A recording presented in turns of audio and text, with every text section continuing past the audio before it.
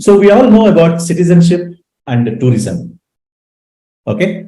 And this is very relevant to you. And I will connect the dots after I explain what is citizenship and what is tourism. As part of my education, I studied in NIT Warangal.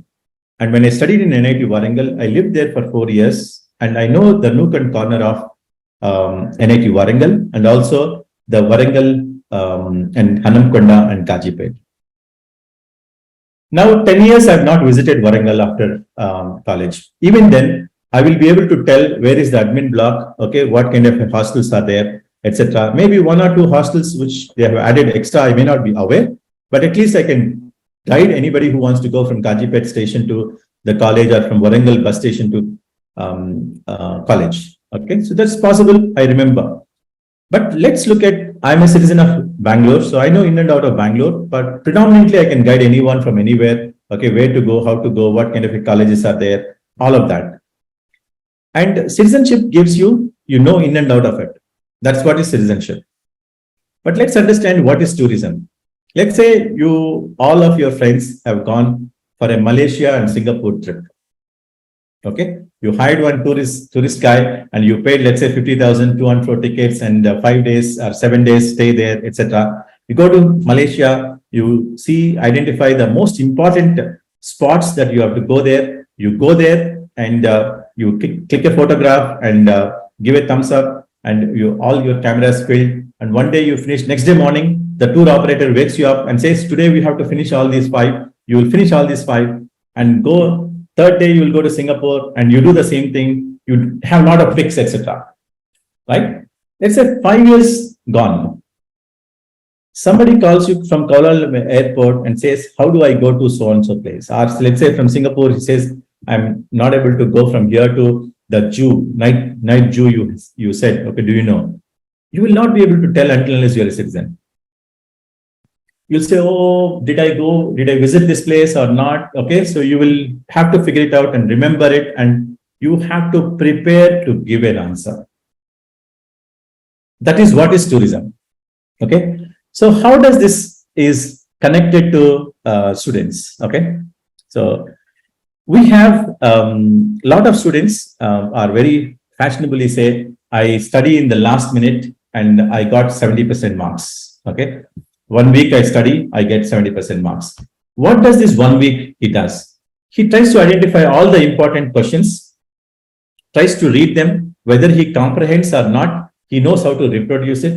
And when the exam comes, okay, and you will understand last 5 years what question papers have come, what are the important questions. If I study these important questions and this many marks I can get, he guarantees it and reproduce those answers in the exam and say, "I got 78% just 1 week. Why should I study for 1 semester? In this 1 week, I am able to get 70% marks." This is what we call it as subject tourism. Okay, subject citizenship and subject tourism. Okay, subject tourist always prepares for the exam with the number of questions, what questions will come, what is the best answer for it. He goes back to the students and says, who has written any good notes, he has written somebody, and prepares it and dumps it. And after 1 year, if the interviews ask, okay, you studied electrical machines, what is this electrical machine? He says, "I did not prepare." Okay, same thing like a tourist, right? I've been to Switzerland. I've roamed around 10, 15 years back. I've gone to the peak height, climbed peak height, but I don't remember the name. And how did I go? I don't even recollect. Okay. Where I stayed, I don't even remember right now. So all of these things will play a role. So if you are a subject tourist, and what is subject citizenship? So subject citizen reads the complete subject, tries to understand it, and goes beyond and tries to read more about it. And he comprehends the subject and articulates when the question comes instead of preparing for the questions. Okay. And subjects, citizens typically are liked by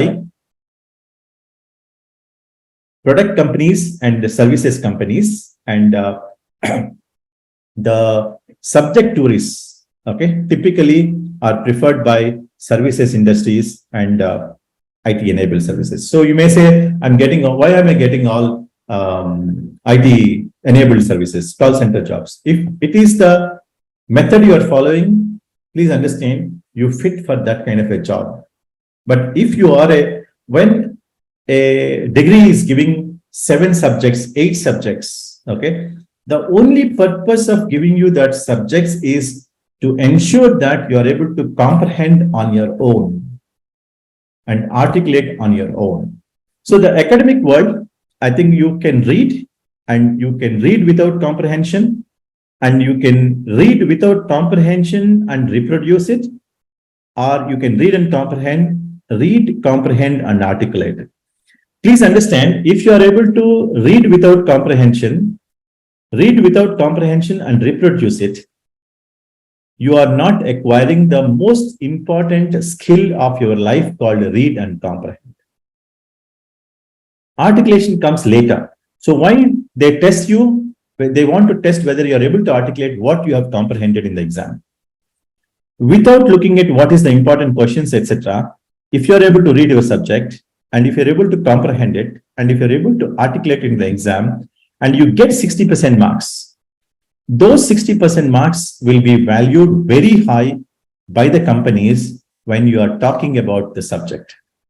When they ask you about the subject, you will be able to answer whatever you know. Even if it is wrong or half, they will be able to understand you have an ability to read and your ability to comprehend. And that is what is the skill that is required for IT industry. Our today's high valued jobs require a person who is able to read, comprehend, and articulate. And after articulating, the best next thing is the application. So you read about programming language, but you have a lot of features that you learned, but can you apply it when it is required? Okay, that's another important element that people are going to look at it. Please understand, product and solution companies tries to hire subject citizens. Okay, and services and service enabled services companies tries to hire disciplined subject tourists, because in call centers and all of these operational jobs, everything is well defined and you do whatever you are told to do, not beyond.